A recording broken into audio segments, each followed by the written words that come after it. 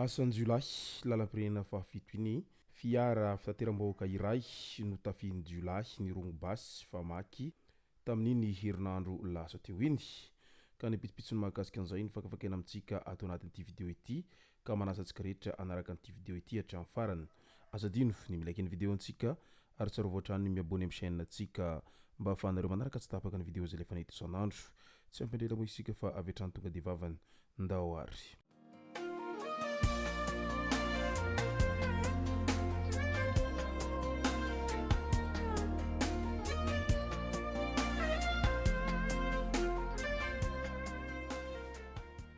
Ny tonga tsy miaraba hono na mantezitra ka dia faly miaraba isika rehetra mpanaraka tsy tapaka an'ity chaîne ity tenako amin'ity androandroany ity arakin'izay efa natsipiko zay dia ny mahakasika ny raharaha fanafihana amin'ny tampiadina tamin'ny lalam-pirenena fahafito iny no tena iomparantsika ato anatin'ity vidéo ity fa milohan'izay dia andao aloha resantsika ireto tsara ho fantatra manaraka ireto. Tany Mahajanga latsaka tao anaty ranomasina ny fitondran'entana ilay camion avy nampiditra fasika tao anatin'ny baka.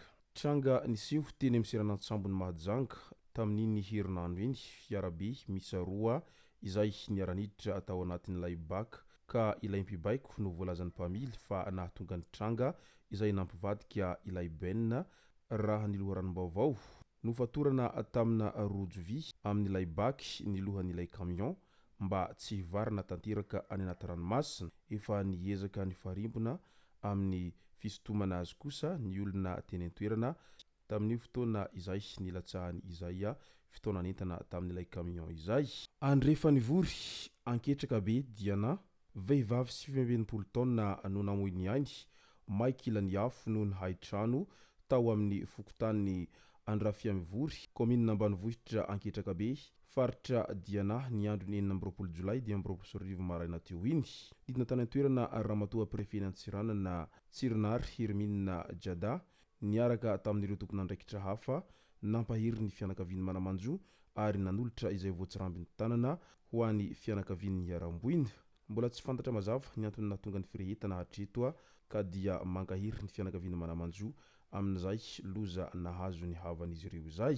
Fahamaizany tsenany Asabotsy Antsirabe tonga nanolotra fanampiana ho an'ireo mpivarotra ny loholona Rakotondrainibe Andriamanantena Michel manoloana ny voina izay niseho tamin'ny tsenana Asabotsy Antsirabe izay niantraika tamin'ireo mpandraharaha sy mpivarotra maro dia tonga nanolotra ny fanampiana sy ny fampitaovana tao an-toerana ny loholon'i Madagasikara Rakotondrainibe Andriamanantena Michel amin'ny mahazanaky ny faritra Vakinakaratra sy Antsirabe azy. Fanampiana toy ny tafo sy bois-carré ary hazo fisaka no azon'ireo traboina tamin'izany. Natolotry ny ben'ny tanàna atao amin'ny lapan'ny tanàna ny taratasy hangalana ireo fampitaovana ireo ary alaina ao amin'ny tranombarotra iray izay ao Antsirabe ao ihany mba hanarenana ity tsena ity. Zava-dehibe ny fahavitan'io tsenany Sabotsy io ho hiatrany ny loholon'i Madagasikara ka mila fiarahamientana rehetra amin'ny fanarenana an'izany. Manalazy vitabaka indray tao Brickaville tao nisy ny fanaovana manalazy vitabaka tao amin'ny tranom-pokon'olona Brickaville ny aliny alakamisy 24 Jolay lasa teo iny. Ny an'ity tovolahy iray ity kosa dia nangaram-paosy no tena antondiany tao amin'izany. Azony ilay iPhone 15 Pro Max an'ilay vehivavy dia lasa izy nody. Natao ny localisation ka tany amin'ny 20 ratoandro teo eo zay vao tratra ity tovolahy izay nangalatra iPhone 15 ity ary mbola mody fanina ihany izy rehefa nanontaniany zandary. Tratra teny aminy ilay finday rehefa nosavaina izy ka noentiny mpitandro ny filaminana izy mba hanaovana famitorana mahakasika an'ity halatra izay nataony ity. Teny amin'ny siteny Ankatso 2 indray ny grevy ireo mpianatra noho ny fahatapahan-jiro sy ny rano isan'andro vaky izao.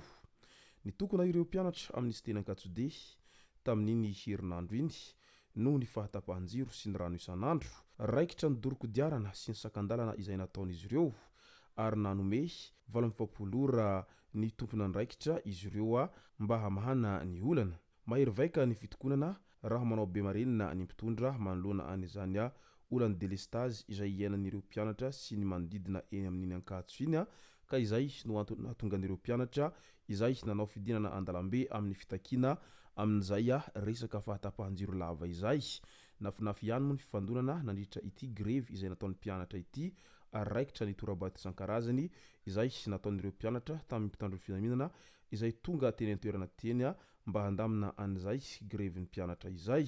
Teny Ambohimangakely indray, lehilahy mpivarotra kokaina no voasambotry ny pôlisy izay misahana niady amin'ny zava-mahadomelona anosy tamin'ny 20 Jolay 2024 lasa teo iny. Loharanom-baovao avy amin'olona tsara sitrapo no nahafantarana azy nandritra ny fisavanan'ny trano no nahitana kokaina milanja ray faingo 17 kilao tao aminy. Nidoboka ponja NCFA ity lehilahy ity taoriny ny akarany fampanoavana tamin'ny alatsinainy 2 Jolay lasa teo iny.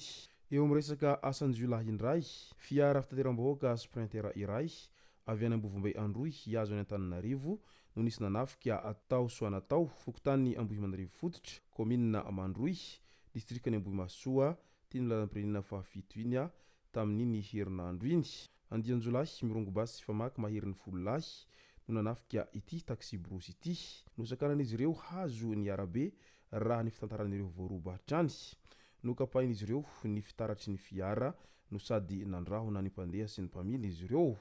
Vokany olona misa 5 no naratra mafy, lasa ny volan'ny mpamily izay 400 nisy tamin'ireo mpandeha ihany koa voaroba vola 4 tapitrisa ariary mahery.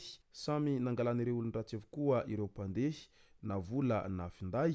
Taorian'izay moa dia nihazo ny antapitanan'ny Ambohimasoa ireo lasibatra ireo mba hanaovana fanadihadiana amin'izay zavanitranga teny ny lalam-pirenena fahafito iny.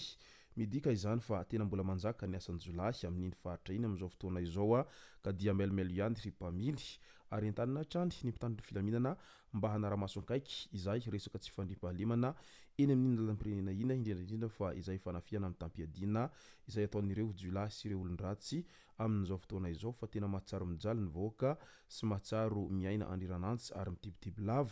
Mba hoviana araka izany ny vahoaka mba hiaina ampilaminana sy tsy mba ho hisy tebiteby rehefa mandeha na any an-trano izany na eny an-dalambe dia mahatsiaro ny vahoaka an'izay tebiteby lava noho ny fitsiko ny asan'ny Jolay izay hita fa mahazo vahana ary miha-mahery vaika etsero izay foana.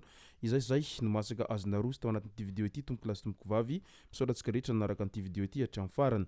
Azadino ny milaiky ny video antsika ary tsara voatrany ny miabone amin'ny chaîne antsika mba ahafahanareo manaraka tsy tapaka ny video zay lefa nahita isan'andro. Tompoko lasy tompoko vavy mankasitraka dia mirary soa.